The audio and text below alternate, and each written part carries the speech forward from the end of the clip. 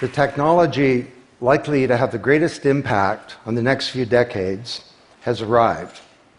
And it's not social media, it's not big data, it's not robotics, it's not even AI.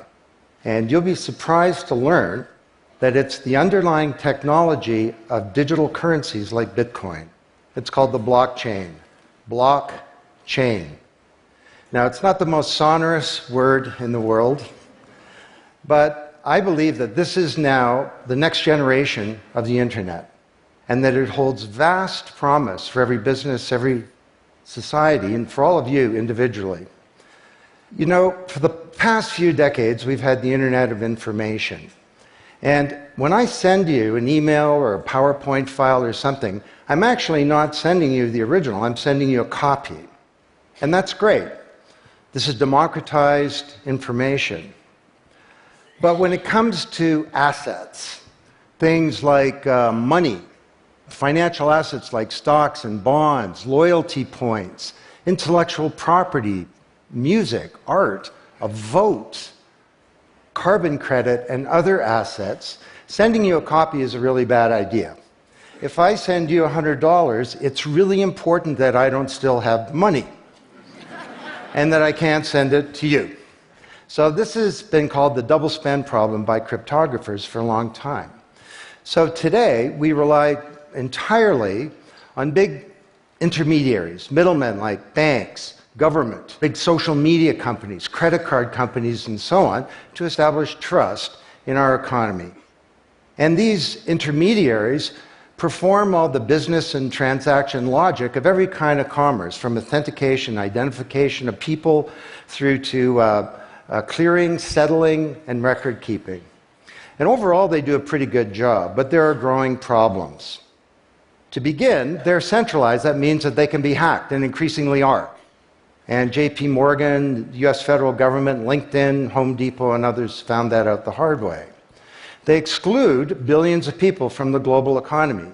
For example, people who don't have enough money to have a bank account. They slow things down. It can take a second for an email to go around the world, but it can take days or weeks for money to move through the banking system across the city. And they take a big piece of the action, 10 to 20%, just to send money to another country. They capture our data, and that means that we can't monetize it or use it to better manage our lives. And our privacy is being undermined. And the biggest problem is that overall, they've appropriated the largesse of the digital age asymmetrically. And we have wealth creation, but we have growing social inequality. So what if there were not only an internet of information, what if there were an internet of value? Some kind of vast, global, distributed ledger running on millions of computers and available to everybody, and where every kind of asset, from money to music, could be stored, moved, transacted, exchanged, and managed, all without powerful intermediaries. What if there were a native medium for value? Well, in 2008, the financial industry crashed, and perhaps propitiously, an unknown or anonymous person or persons named Satoshi Nakamoto created a paper where he developed a protocol for a digital cash that used an underlying cryptocurrency called Bitcoin. And this cryptocurrency enabled people to establish trust and do transactions without a third party. And the seemingly simple act set off a spark that's ignited the world, that has everyone excited or terrified or otherwise interested in many places. Now, don't be confused about Bitcoin, okay? Bitcoin is an asset. It goes up and down, and that should be of interest to you if you're a speculator. More broadly, it's a cryptocurrency. It's not a fiat currency controlled by a nation state, and that's of greater interest. But the real pony here is the underlying technology. It's called blockchain. So, for the first time now in human history, people everywhere can trust each other and transact peer-to-peer. And trust is established not by some big institution, but by collaboration, by cryptography, and by some clever code. And because trust is native to the technology, I call this the trust protocol. Now you're probably wondering, well, how does this thing work? Fair enough. Assets, digital assets like money to music and everything in between, are not stored in a central place, but they're distributed across a global ledger using the highest level of cryptography. And when a transaction is conducted, it's posted globally across millions and millions of computers. And out there around the world is a group of people called miners. These are not young people, they're Bitcoin miners.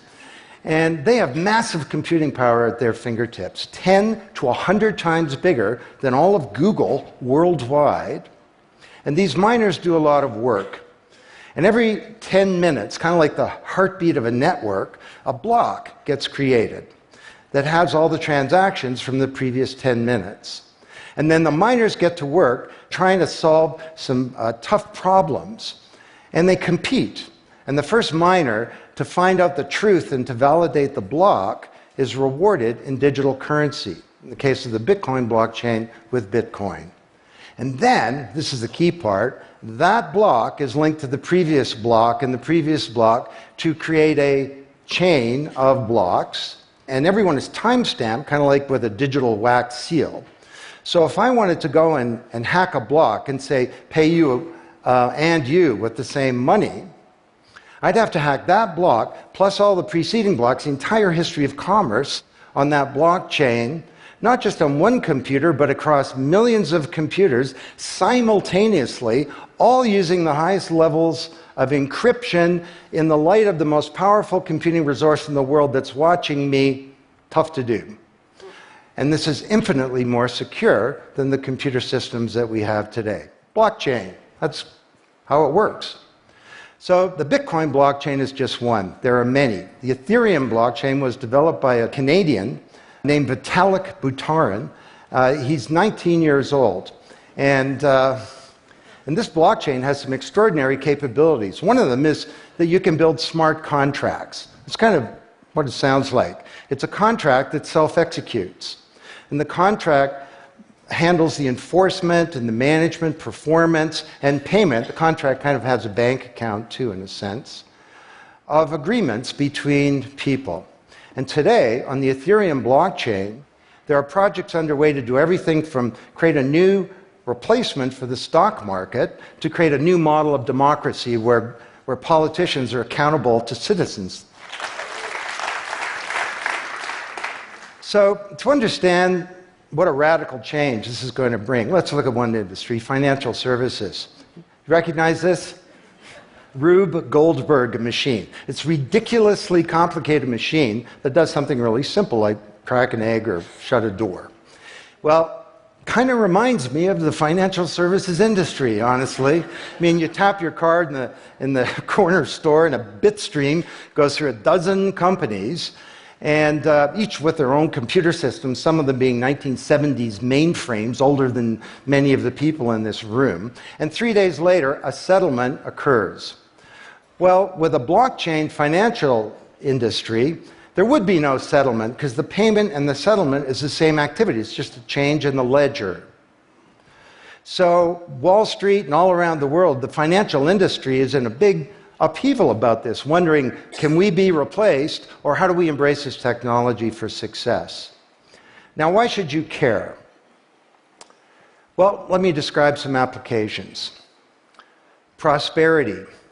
The first era of the Internet of information, brought us wealth, but not shared prosperity, because social inequality is growing.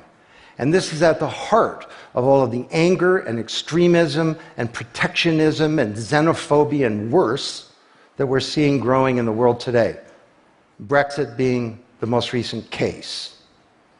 So, could we develop some new approaches to this problem of inequality? Because the only approach today is to redistribute wealth, tax people and spread it around more. Could we pre-distribute wealth? Could we change the way that wealth gets created in the first place by democratizing wealth creation, engaging more people in the economy, and in ensuring that they got fair compensation. Let me describe 5 ways that this can be done.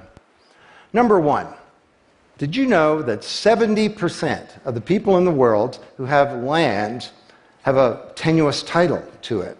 So you got a little farm in Honduras, some dictator comes to power, he says, I know you got a piece of paper that says you own your farm, but the government computer says my friend owns your farm. This happened on a mass scale in Honduras, and this problem exists everywhere. Hernando de Soto, the great Latin American economist, says this is the #1 issue in the world in terms of economic mobility, more important than having a bank account. Because if you don't have a valid title to your land, you can't borrow against it, and you can't plan for the future.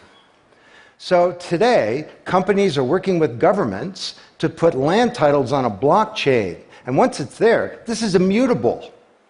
You can't hack it. This creates the conditions for prosperity for potentially billions of people. Secondly, a lot of writers talk about Uber and Airbnb and TaskRabbit and Lyft and so on as part of the sharing economy. This is a very powerful idea that peers can come together and create and share wealth. My view is that these companies are not really sharing. In fact, they're successful precisely because they don't share. They aggregate services together and they sell them. What if rather than Airbnb being a $25 billion corporation, there was a distributed application on a blockchain, we'll call it B Airbnb, and it was essentially owned by all of the people who have a room to rent. And when someone wants to rent a room, they go onto the blockchain database and all the criteria sift through, help them find the right room, and then the blockchain helps with the contracting, it identifies the party, it handles the payments, just through digital payments are built into the system, and it even handles reputation, because if she rates a room as a 5-star room, that room is there, and it's rated, and it's immutable.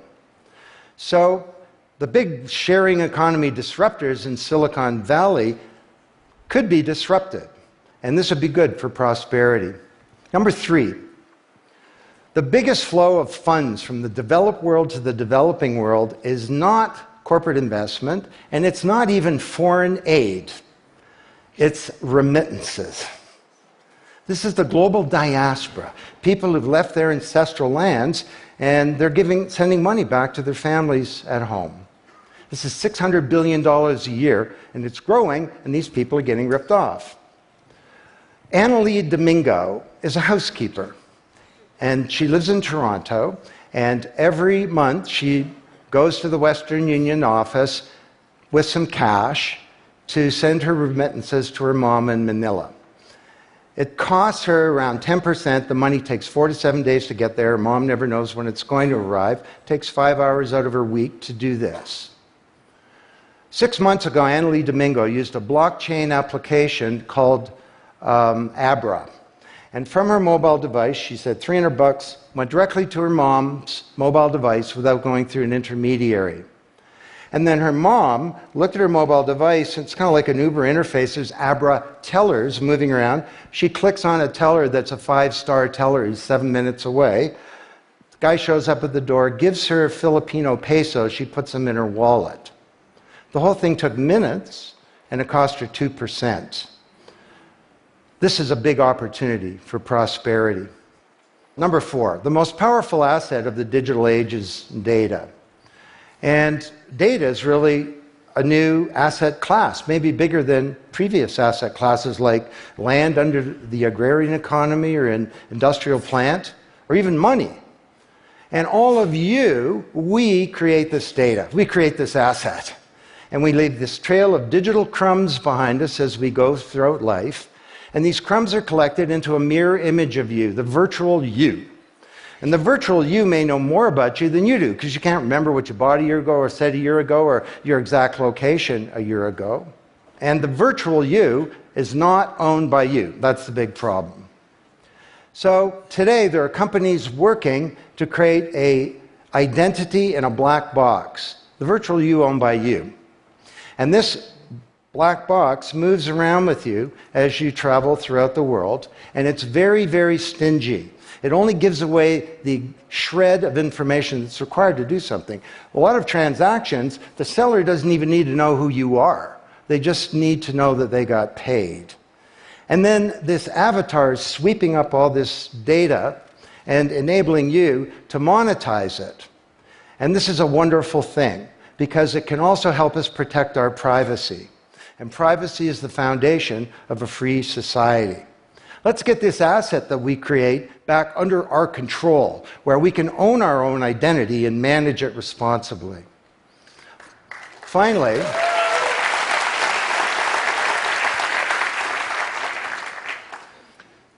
number 5, there are a whole number of creators of content who don't receive fair compensation because the system for intellectual property is broken. It was broken by the first era of the internet. Take music.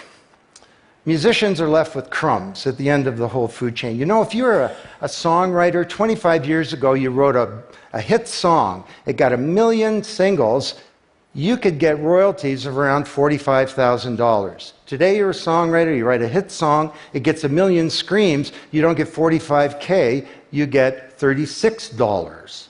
Enough to buy a nice pizza. So Imogen Heap, the Grammy-winning singer-songwriter, is now putting music on a blockchain ecosystem. She calls it mycelium. And the music has a smart contract surrounding it. And the music protects her intellectual property rights. You want to listen to the song, it's free, or maybe it's a few microcents flow into a digital account. You want to put the song in your movie, that's different, and the IP rights are all specified. You want to make a ringtone, that's different.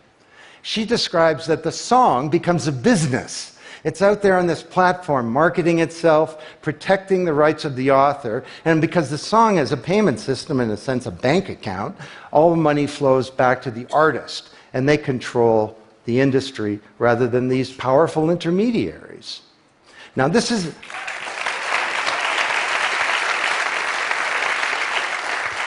not just songwriters, it's any creator of content, like art, inventions, scientific discoveries, journalists. There are all kinds of people who don't get fair compensation, and with blockchains, they're going to be able to make it rain on the blockchain, and that's a wonderful thing.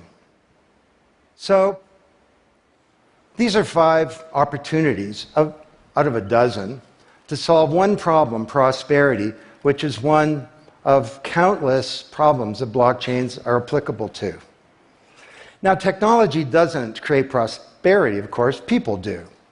But my case to you is that, once again, the technology genie has escaped from the bottle, and it was summoned by an unknown person or persons at this uncertain time in human history, and it's giving us another kick at the can, another opportunity to rewrite the economic power grid and the old order of things, and to solve some of the world's most difficult problems, if we will it. Thank you.